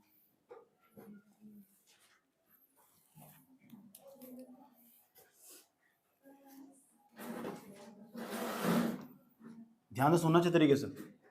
यहाँ हमारा एक पर्वत पड़ता है, ये ग्लेशियर एक प्रकार का है। इस ग्लेशियर का पता क्या नाम है? देखो कोसी नदी कहाँ से निकलती है, नेपाल में पड़ता है, तिब्बत के पास। इसका नाम है गोसाई धाम पर्वत। गोसाई धाम पर्वत, ये गोसाई धाम पर्वत। यहाँ तो कोई अकेली नदी नहीं निकलती, अकेली नदी नहीं आती यहाँ तक, झूठ बोलते हैं लोग। 7 नदियां आती है, 1 2 3 4 5 6, कितनी नदी होगी? और ये कितनी होगी? 7। कम से कम 7 नदी आती है यहाँ से। और यहाँ पता कौन सी पर्वत श्रेणी पड़ती है? जैसे नेपाल में जाते हैं तो यहाँ एक पर्वत श्रेणी पड़ती है, उसका नाम है महाभारत पर्वत श्रेणी। पढ़ा था नहीं? ये महाभारत पर्वत श्रेणी है। ये जो 7 नदियां आई ना, इन 7 इसका नाम लिख देता हूँ, महाभारत पर्वत श्रेणी। महाभारत पर्वत श्रेणी, अभी मत लिखना, पर्वत श्रेणी। याद रहेगी बात? या ये 7 नदी निकली, इन 7 नदी को नाम सप्तधारा नदी कहते हैं। सप्तधारा नदी, सप्तधारा, सप्तधारा नदी। याद रहेगी बात? या ये कौन सी पर्वत श्रेणी? महाभारत पर्वत श्रेणी। उसके बाद में पता क्या होगा? ये जो ऊपर तो 7 नदियां हैं, 7 धाराएं निकल कर, गोसाई धाम पर्वत ग्लेशियर है। क्या है? ग्लेशियर। नाम क्या है इसका? गोसाई धाम पर्वत। गोसाई धाम पर्वत ग्लेशियर पड़ता, सप्तधारा निकलती है। सप्तधारा आती है नेपाल के अंदर, महाभारत पर्वत श्रेणी पाती है, और महाभारत पर्वत श्रेणी को काट देती है। और काटने के बाद वहां तो 3 वितरिकाओं में निकलती है, 3 भागों में निकलती है। 3 नदी का नाम है। अभी कोसी नदी के बारे में पढ़ा रहा हूं मैं कि कोसी नदी कैसे बनेगी। अभी कोसी नदी नहीं बनी, आया समझ में? तुम तो बस यूं पता कोसी नदी आ रही है, बिहार नेपाल से आ रही है, अब बस गंगा माँ के मिल जाएगी। ना ना बाबू, आया समझ? कोसी नदी जहां आई ना सब बताऊंगा तमीज से। और ये तो पेपर में सवाल पूछ लगा, जिस दिन भी पूछ लगा ना, ऐसी तैसी हो जाएगी, छोड़ के भागोगे। तो कोसी नदी ना ऐसे गोसाई धाम पर्वत से निकलती है, ग्लेशियर है। गोसाई धाम पर्वत ये पड़ता तिब्बत के पास, तिब्बत के पास और नेपाल की सीमा पड़ता है। उसके बाद सप्तधारा नदी निकलती है वहां, सप्तधारा यानी 7 धाराएं निकलती है, और फिर महाभारत पर्वत श्रेणी को काट देती है। और महाभारत पर्वत श्रेणी में पढ़ाया तुम अब मुझे बता दो, महाभारत पर्वत श्रेणी लघु हिमालय का हिस्सा या महान हिमालय का या फिर शिवालिक हिमालय का? महाभारत पर्वत श्रेणी, महाभारत पर्वत श्रेणी इसका ये याद रही ये बात या कोई दिक्कत? जो एक धारा निकलती है यहां से, एक धारा निकली यहां से, ध्यान से सुनने से, एक धारा निकल गई है, इसे बोलते हैं सेन कोसी नदी। ये पहली धारा सेन कोसी। अभी कोसी नदी नहीं बनी, लोगों को ये बताना कौन सी नदी? कोसी नदी पहले भी बहुत रोड़ा इसके अंदर, वही तो समझना, ये तो यूपीएससी। सेन कोसी क्या नाम है? सेन कोसी एक धारा होगी, दूसरी धारा कितनी धारा निकलती है इसमें? तो 3 धारा। कितनी धारा होगी है? 3 धारा होगी एंट्री। इसका नाम हो अरुण कोसी, अरुण कोसी, अरुण कोसी। उसके बाद इसका नाम हो कुमार कोसी, कुमार कोसी। सेन कोसी होगी, अरुण कोसी होगी, कुमार कोसी होगी। ये चली और जैसे भारत के अंदर प्रवेश कर जाएगी ना, जैसे भारत के अंदर प्रवेश कर जाएगी और जल लेके चल देगी और अपना रास्ता चौड़ा करती चली जाएगी, ऐसा करके लगातार। ये कोसी नदी अपना आकार लगातार, अपना रास्ता ना बदलने के लिए कुख्यात है। हो सकता आज जहां बह रही कल को वहां ना बहव, और अपने साथ ना बड़ी मात्रा में निक्षेप काट कर लेकर आती है, क्योंकि महाभारत पर्वत श्रेणी से गुजरती है बड़ी मात्रा में, और जो लोड एक साथ लेकर आती है, इस साल लाकर यहाँ जमा कर दिया, लाकर जमा कर दिया, अब नदी उतर की भाग गई वहां से। अगले साल इस क्षेत्र में तो मिट्टी जमा कर दी, अब अगले साल पता क्या करेगी? इस क्षेत्र में मिट्टी जमा कर दी सुना, अगले साल इससे और बह लेगी, पूरे बिहार का नाश कर दे कोसी नदी के लिए। अब यहाँ मिट्टी जमा कर दी सुना, तो यहाँ तो बहनेगी नहीं, अब अगले साल दूसरे जिले में जाएगी बहकर, फिर आगे पानी लेकर जाएगी, ऐसा करके अपना रास्ता बदलने के लिए कुख्यात कोसी नदी है। समझ में आया बात है? बड़ी मात्रा में निक्षेप निकाल कर लेकर आती है और पूरे बिहार का ओढ़ पेट देती है। विश्वासघाती नदी बोलते हैं इसे, विश्वासघाती नदी, इसी का नाम है विश्वास। कोसी नदी के बारे में पढ़ रहे हैं, ये कोसी नदी है। कोसी नदी को हमने विश्वासघाती नदी भी कहते हैं, इसे बिहार का शोक भी कहते हैं, बिहार का शोक, बिहार का शोक आया समझ में? इसे ना यूं भी कहते हैं विश्वासघाती नदी, विश्वासघाती, विश्वासघाती नदी। इतनी बात बता दो, मुझे समझ में आई नहीं है साफ साफ। ये जो 3 धाराओं बट गई, सेन कोसी, अरुण कोसी, कुमार कोसी, महाभारत पर्वत श्रेणी को काट दिया। गोसाई धाम पर्वत श्रेणी तो 7 धाराएं निकली थी, वे 7 धाराएं जब महाभारत पर्वत श्रेणी को काट देती है, काटने के पश्चात 3 धाराओं बढ़ती है, सेन कोसी, अरुण कोसी, कुमार कोसी, और जैसे आगे बढ़ती है ना तब जाकर कोसी नदी कहलाती है। और अपना जो रास्ता ना उसे बदलने के लिए पूरे बिहार में इसका ना इसका शोक चढ़ा रहता वास्तव में, इसलिए तो इसे बिहार का शोक कहते हैं। समझ में? जैसे जैसे बरसात बढ़ने लगती है ना तो बिहार के लोग डरने लगते हैं धीरे धीरे, कोसी आ जाएगी, कोसी आ जाएगी, पूजा पाठ करते हैं ये भगवान कोसी ना जाए। सच में ही ठीक है। यहाँ तो हो बिहार वाले, उनसे पूछना कभी बैठ कर, बिहारियों से पूछना जिसके आसपास के इलाके में रहते हैं, बस कोसी ना जाए, पूजा पाठ करते हैं बड़ी मात्रा में। अब फिर पता जब कोसी आ जाती है, जब आ जाती है लेती है, ऐसा ऐसा मान कर चलते हैं यहाँ के लोगों ने पूजा पाठ नहीं करी होगी, एक दूसरे को दोष देते हैं, तुम पूजा पाठ में शामिल नहीं हुए थे तभी तो कोसी आई। समझ आई बात? लेकिन कोसी को उतारना आगे कोसी तो। अब पता क्या हुआ, भारत सरकार ने क्यों ना हम एक काम करे यार, आने के लिए भी तो कोसी एक काम करो ना, तुम सुन लो ध्यान लगा, क्यों ना हम यहाँ पे प्रोजेक्ट बना दें, यहाँ पानी यहीं रोक लो, उस पानी को नहीं जो यहाँ पानी अनाप शनाप का पानी आ रहा, एक प्रोजेक्ट बना लेना यहाँ से, प्रोजेक्ट बनाकर पानी यहीं रोक दो, और रोकने के बाद ना भारत को, तो भारत ने एक परियोजना तैयार करी है यहीं, और अब जरूर पेपर पूछेगा ऐसा समझ में। 2020-21 में स्टार्ट करी यहाँ एक परियोजना भारत ने, उस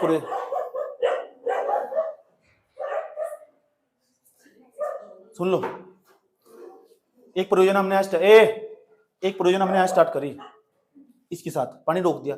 हम परियोजना स्टार्ट भी नहीं कर सकते यहाँ, क्यों नहीं स्टार्ट कर सकते? अगर हमने ये ना बिहार का उसका नेपाल का मेन इलाका, अगर मैंने यहाँ पानी रोक दिया ना तो नेपाल डूब जाएगा पूरा। समस्या यहाँ भी तो है, लेकिन हमने एक छोटी सी परियोजना स्टार्ट करी ताकि थोड़ा सा पानी रोका जा सके। परियोजना का नाम जानना चाहोगे? परियोजना जो भारत के साथ मिलकर स्टार्ट करी, मैं लिख के ले गया हूँ उसका नाम, और तुम्हें बता रहा हूँ ऐसे समझ लो, उसका नाम पंचेश्वर परियोजना। ये पूछा जाएगा, पक्की बात है, पंचेश्वर परियोजना। यहाँ हमने बांध बना दिया छोटा सा, भारत के नेपाल की संयुक्त परियोजना। भारत ने पैसा इन्वेस्ट करा, भाई रोक लो, हमें बिहार के लोगों का नाश हो जा। हर साल हमें यहाँ एनडीआरएफ को पैसा देना पड़ा, आपदा प्रबंधन विभाग को पैसा देना पड़ा, आज समझे फंड देना पड़ा बिहार वालों को हमें, तो हमने एक पंचेश्वर नाम की परियोजना स्टार्ट करी ताकि कोसी नदी का पानी वहीं से रोका जा सके, ताकि बिहार के अंदर बाढ़ ना हो। समझ में आ बात है? नाम उसका पंचेश्वर परियोजना, पंचेश्वर परियोजना। अच्छा एक बात बताओ, जब तुम भारत नेपाल संबंधों के बारे में लिख रहे हो आज समझ, तो भारत ने यहाँ पंचेश्वर परियोजना में इसका साथ दिया। अच्छा मुझे भारत का नेपाल के संबंध लिख रहे होंगे और उसके सहयोग के बारे में लिखना हो, अच्छा पॉजिटिव पॉइंट लिखना हो, आज समझ, तो इस लाइन को लिख सकते हैं नहीं कि भारत का नेपाल का कहाँ कहाँ सहयोग, पंचेश्वर परियोजना में सहयोग नहीं है। आज एक पॉइंट यहाँ से आराम से निकाला जा सके, भारत और जो नेपाल की संयुक्त परियोजना जो पंचेश्वर परियोजना, ताकि कोसी नदी के अंदर ना पानी की मात्रा को कम करा जा सके और जो बिहार वाले परेशान होने बेचारे इन्हें रोका जा सके। तो बिहार का तो और पीट दें विश्वासघाती नदी, आज समझे, विश्वासघाती नदी और विश्वासघाती औरत पर कभी विश्वास नहीं करना चाहिए। समझ में आ बात है? ठीक है, किसी की नहीं समझ में आ बात है, इतनी बात बता दो, समझ में आई नहीं आई। अब सवाल है, ये कोसी नदी है, ये रही कोसी नदी, ये रही कोसी नदी, बागमती पड़ रही है ना, ये बिहार, ये इसमें कहाँ मिलती है जाकर, गंगा में कौन से स्थान में मिलती है, ये भी तो सवाल है। कोसी नदी मैंने देखी स्वयं, कोसी नदी बहुत लंबा पुल बना हुआ, कोसी नदी पे महात्मा गांधी सेतु पुल बना हुआ उस पे, कोसी नदी पे महात्मा गांधी सेतु पुल का नाम नहीं सुना क्या? भारत का सबसे लंबा पुल वही है, 5 किलोमीटर के आसपास लंबाई है उसकी, महात्मा गांधी सेतु पुल कोसी नदी पे बना हुआ। मैंने पूरी देखी, उसका आकार पूरा चौड़ा हो चुका है कोसी नदी का, 5 किलोमीटर तक पुल है, उस पर नदी है, 5 किलोमीटर तक नदी दिखाई देगी। तुम सोच लो कितना आकार है, जैसे यहाँ तो हैदराबाद तक इतना चौड़ा है उसकी पुल बना हुआ, इससे भी ज्यादा हुई होगी जवालापुर यहाँ से जाकर। समझ में आया बात? या इतनी चौड़ाई में पुल बना हुआ, मैं खुद चला हुआ हूँ उस पर, बहुत जाम लगा रहा है उस पर। समझ आई बात है? मैंने सेल्फी भी ली थी वहां से, ठीक, मेरा फोन गिर गया था वहां, सच में ही।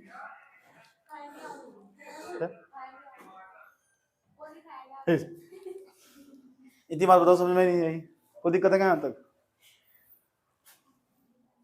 तो किस स्थान में मिलती है? नाम उसका काखगोला, काखगोला। ये आई इधर से गंगा नदी है, हर हर गंगे इसमें नारे रंगे याद रही? इस स्थान का नाम काखगोला, काखगोला या क्रूसेला, क्रूसेला, इस स्थान का नाम है। बहुत कम परीक्षा है पूछेगा इसमें, नहीं पूछने का, पूछ लो तो कहाँ मिलती है कोसी नदी, कहाँ मिलती है, या मिलती है काखगोला में, क्रूसेला में, पड़ता कहाँ से? बिहार में, काखगोला या क्रूसेला।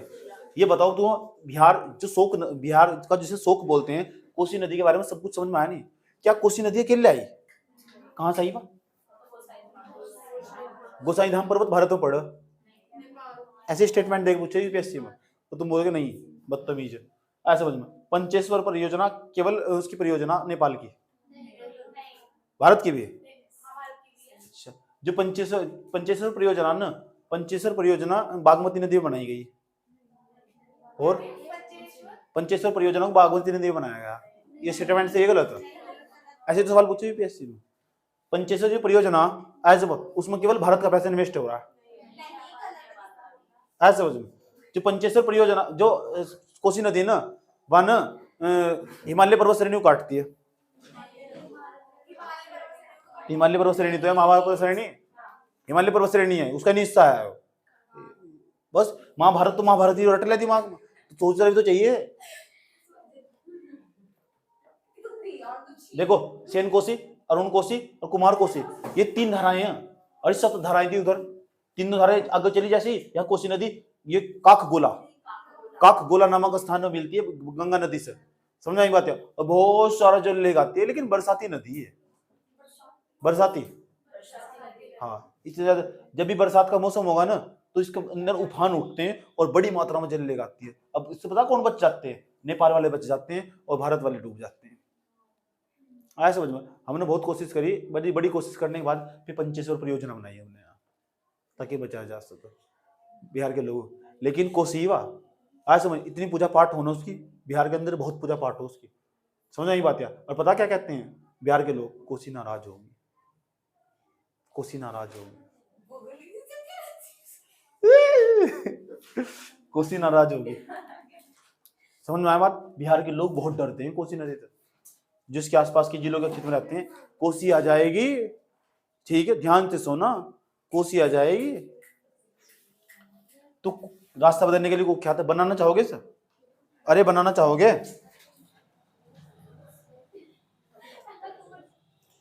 अपना मार्ग बदलने के लिए कुख्यात है। उसके बाद महानंदा नदी पढ़ा रहा हूँ। फिर जो बाएं तट पर मिलने वाली नदी आती है ना, बाएं तट पर मिलने वाली नदी आती है, मैं समाप्त हो जाने वाली। एक महानंदा नदी के बारे में पढ़ाने जा रहा हूँ। अब एक काम करो, सारा का सारा यो बनाओ, ये पिटारा बनाओ।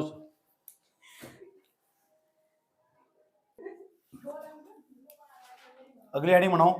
देखो यहाँ रामगंगा नदी पढ़ ली हमने, गोमती नदी पढ़ ली, घाघरा, गंडक, बागमती, कोसी, महानंदा। अब महानंदा पढ़ने वाले। अब महानंदा ना फरक का बेरा जो मिलती है, फरक का। उसकी खास बात है दार्जिलिंग तो निकल, दार्जिलिंग, दार्जिलिंग नहीं, दार्जिलिंग, दार्जिलिंग था। दार्जिलिंग चाय के लिए फेमस है। दार्जिलिंग नाम की चाय भी है वैसे। हाँ, ताजमहल तो तेरी जिंदगी भी होगी।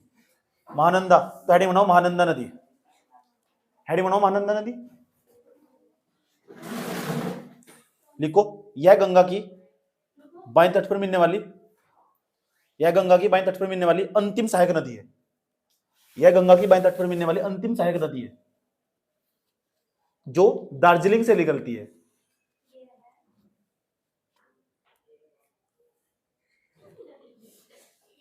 यह है गंगा की बाएं तट पर मिलने वाली अंतिम सहायक नदी है। अंतिम सहायक नदी है जो दार्जिलिंग से निकलती है, जो दार्जिलिंग से निकलती है।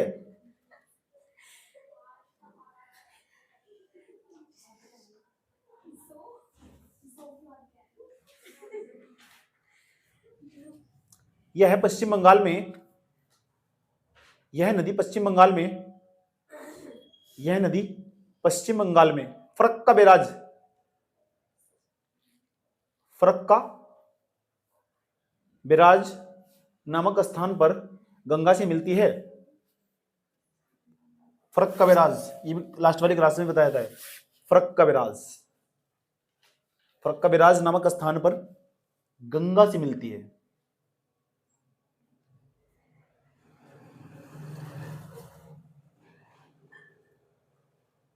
भूल न जाना मुझे, याद न आना मुझे, ख्वाबों में मेरे सपने तेरे, उकर न दिखाना मुझे। इधर इधर देखो। अब क्या क्या रखना इसके अंदर से ध्यान से, जो तुम्हें 24 घंटे बताना चाहिए। एक तो क्रम, पूर्व से पश्चिम की तरफ और पश्चिम से पूर्व की तरफ। ये पूर्व से पश्चिम की तरफ और पश्चिम से पूर्व की तरफ क्रम। बाएं तट पर मिलने वाली प्रत्येक नदी का नाम बताना चाहिए। पहले नंबर पर कौन? रामगंगा, अभी सुनने आ रहे तुम समझ जहां बैठे हुए थे।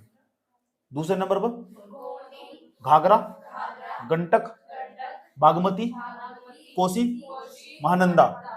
साथ साथ एक 3 बार बोल दोगे ना, आंख बंद कर दो तो याद हो जाएगा। रामगंगा, गोमती, घाघरा, गंडक, बागमती, कोसी, महानंदा। आलिया में सुनने, मुझे नहीं कहना फिर। रामगंगा, गोमती, घाघरा, गंडक, बागमती, कोसी, महानंदा। याद रहेगी? पक्की बात है? एक बार और देख लो, बोल एक बार।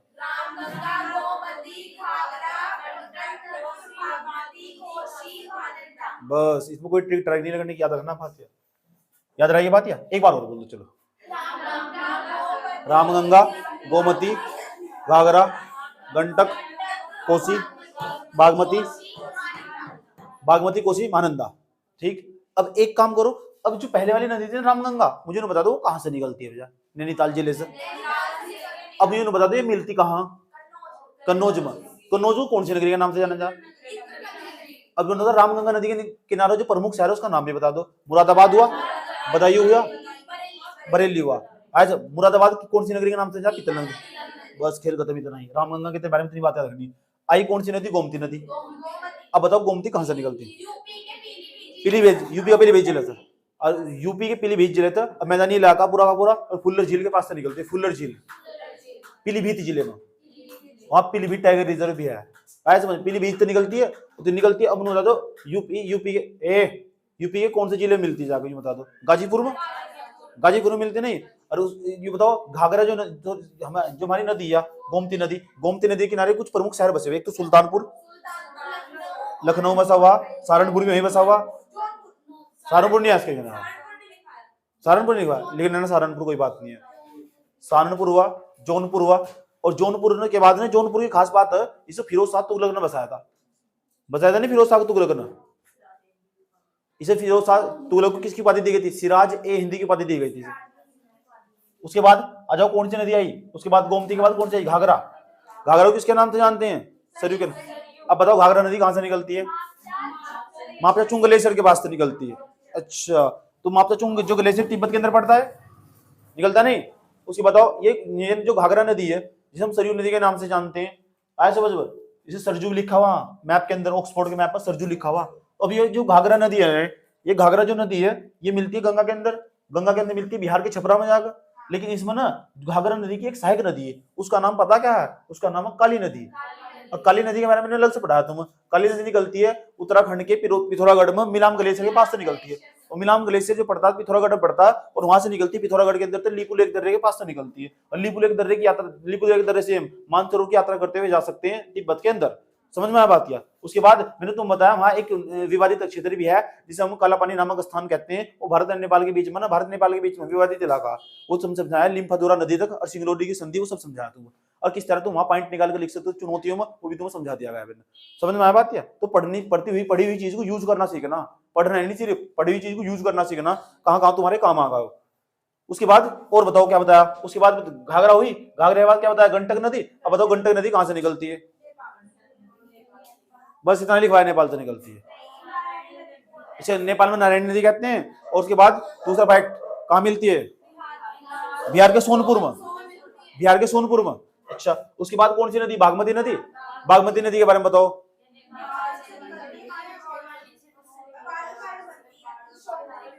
अच्छा, बिहार के अंदर बाढ़ का कारण यही बनती है। अच्छा, और बताओ। काठमांडू घाटी का निर्माण यही करती है बागमती नदी। उसके बाद चले कोसी नदी। अब कोसी नदी, यहाँ सारा डायग्राम बनाया गया। जो कोसी नदी गोसाईधाम पर्वत से निकलती है और 7 धाराओं में बढ़ जाती है। और जो 7 धाराओं में ये महाभारत पर्वत से काट देती है, और जैसे काट देती है, यहाँ पंचेश्वर परियोजना निर्माण हुआ भारत और नेपाल के साथ महाभारत। तो उसके बाद 3 शाखाओं में बढ़ती है, सेन कोसी, अरुण कोसी, कुमार कोसी। और इसकी जब धारा आगे बढ़ती है ना, गंगा मिलती है जो काक गोला और यह कुरुसेला नामक स्थान पर, ये जो उसके बिहार के अंदर पड़ता, तो वहां मिलती है गंगा नदी से। समझ में आया बात? ये पूरा डायग्राम को समझाया गया। उसके बाद तुम्हें समझाया महानंदा नदी। महानंदा नदी, अब महानंदा सब चीज नोट्स में लिख लेना, मैं आंसर कर लेना। इसके अलावा कभी भी गंगा नदी तंत्र को स्टडी इस ज्यादा करने की जरूरत है नहीं। समझ में आया बात क्या? कोई कहना ना गंगा नदी तंत्र यहां से पढ़ लो, कोई मतलब नहीं है। बार बार इतने ही फैक्ट काम के, पीटी के अंदर कोई किताब नहीं पढ़नी। ऐसा जो किताब पढ़नी हो बता दूंगा, एनसीईआरटी के अलावा कुछ नहीं पढ़नी, जितना बताया गया। और ये नोट्स साथ में, एनसीईआरटी नोट्स साथ में, बस दैट्स एनफ। भूगोल के लिए इतना ही एनफ। आया समझ में? बार बार इसे ना समेटना भारी, याद करना। तो जो तुम्हारे पास नोट्स बन चुका ना, वो जिस दिन दिमाग में चला गया, दुनिया के सर्वश्रेष्ठ इंसान कहलाओगे यार तुम। ब्रह्मांड नॉलेज होगी तुम, सब सारा डाटा दिमाग में चल जाएगा। वो कब आगा? उस चाहिए टाइम याद करने के लिए, और तुम्हारे पास है वो। सबसे बड़ी चीज है तुम्हारे पास है वो। ठीक, रट सकते हो तुम उसे। कौन रटवागा? मैं रटवाऊंगा, रोबीस सब जुबान पर ले आऊंगा मैं, जितना मजा हमारे सारा निकाल लूंगा। आया समझ में? तो उसके बाद महानंदा नदी बताओ कहां से निकलती है? महानंदा दार्जिलिंग तक। कहां मिलती है? फक्का विराज। गंगा की क्या है? सबसे अंतिम सहायक नदी बाएं तट पर मिलने वाली है। तो महानंदा नदी अंतिम सहायक नदी, और जो ग्राम गंगा नदी वो पहले नदी बाएं तट पर मिलने वाली, याद रहेगी। और टोटल कितनी नदी? 7 नदी। नदी तो बहुत सारी, लेकिन मुख्य यही नदी जो गंगा की सहायक नदी है। एक छात्र को याद होनी चाहिए, उत्तर से ये ना क्रम भी पूछ सकता है, इधर से भी। इधर पश्चिम से पूर्व की तरफ क्रम पूछ लगा, पूर्व से पश्चिम की तरफ क्रम पूछ लगा तुमसे। इतनी बात बताओ, समझ में नहीं है। अब हमें कौन सी नदी पढ़नी चाहिए? इधर दक्षिण भारत की प्रायद्वीप है, भारत के पठार से निकलने वाली नदियां। लेकिन एक नदी देखो, ये भी प्रायद्वीप है, भारत की चंबल नदी, सिंध भी, बेतवा भी, केन भी, टोंस भी, करमनासा भी, सोन भी, पुनपुन भी। आज जो नदियां ना, ये प्रायद्वीप भारत के पठार से विंध्याचल पर्वत श्रेणी से निकलती है। जब भी यहाँ से निकलती है, विंध्याचल पर्वत श्रेणी से निकलती है, प्रायद्वीपीय भारतीय पठार से निकलती है, लेकिन एक ऐसी नदी जो कभी भी ना बाएं तट, ये दाएं तट नहीं है, ये सारी दाएं तट पे मिल रही, ऐसी तो नदी ऐसे अपने आप को ना, जिधर नदी जा रही है अपने आप को वहां रख कर देखो। आज समझ, अगर नदी इधर जा रही है तो अपना मुंह वहीं रखो, तो ये बायां भाग हो जाएगा, दायां भाग हो जाएगा। तो दाएं भाग पे सारी नदियां प्रायद्वीपीय भारतीय पठार से मिल रही, लेकिन एक नदी को छोड़कर यमुना नदी, यमुना नदी एकमात्र, ये भी सवाल कई बार पूछा है यूपीपीसीएस में कि एक ऐसी नदी का नाम बताओ जो गंगा की सहायक नदी हो लेकिन हिमालय से निकलती हो और दाएं तट पर मिलती हो, दाएं तट पर मिलती हो, तो ये एक ही नाम हो यमुना। याद रहेगी बात है, एक ऐसी नदी का नाम बताओ ऐसे समझे जो हिमालय से निकलती हो, दाएं तट पर मिलती हो, सबको बता दाएं तट पर निकलने वाली नदियां आज समझ में, प्रायद्वीपीय भारतीय पठार से निकलती है, दाएं तट पर निकलने वाली कोई नदी है ही नहीं, एक ही तो नदी। पहले नदी गंगा की जो सबसे पहली सहायक नदी है ना, उसका नाम क्या है, यमुना नदी। और यमुना नदी की सहायक नदी, उसका नाम चंबल सिंध बेतवा केन, याद करना पड़ेगा ना, चंबल सिंध बेतवा केन। तो हम यमुना के बारे में, चंबल के बारे में, सिंध के और बेतवा केन के बारे में जाने, पहले जानेंगे यमुना के बारे में। यमुना के बारे में सब कुछ पढ़ाऊंगा मैं, लेकिन आज नहीं पढ़ाऊंगा, आया समझ में, यमुना के बारे में पढ़ाऊंगा सब कुछ, फिर मैं यमुना के बारे में कौन कौन सी सहायक नदियां कहां से निकलती है सब कुछ, उसके बाद बताऊं कहां मिलती है जाकर, उसके बाद बताऊं कि यमुना का पानी इतना बेकार क्यों हो चुका, क्या कारण है यमुना के अंदर, आर्सेनिक के तत्व, लेड के तत्व इसके अंदर इतनी मात्रा में क्यों प्रवेश कर चुके, क्यों नुकसान कर दिया। उसके बाद तो मैं समझाऊंगा चंबल के बारे में, चंबल कहां से निकली नदी, कैसे गई, कहां मिली, कौन से स्थान में मिली, फिर सिंध के बेतवा के केन के, इनके बारे में बताने के बाद फिर आगे बढ़ूंगा, नौंस तमसा क्रमनासा सोन पुनपुन और ये सब बताने के बाद तब हमारा गंगा नदी तंत्र समाप्त होगा। उसके बाद हम ब्रह्मपुत्र नदी तंत्र स्टार्ट करेंगे, लेकिन बाद में जब इसका यूपीएससी का मेंस का क्वेश्चन के आंसर प्रैक्टिस करवा देंगे तो समझ में आई बात है, ऐसा हमारा टॉपिक समाप्त होगा, कोई दिक्कत यहां तक समझ में आई बात है। ये टॉपिक लगातार इंटरेस्टिंग बनते चले जाएंगे, जैसे नोट्स में बनाए गए ऐसे ही तुम्हें बार बार बनाने होंगे, ऐसे ही तुम्हें याद करने होंगे। कल का होमवर्क यही है, जितना भी नदियों वाले चैप्टर में पढ़ाया गया सारा सुनूंगा A to Z, आज पीछे से भी याद करने को दूंगा। अब तो उड़ता हूँ बढ़िया करता नहीं, इससे समझ में आया बात है। आज के लिए इतना ही।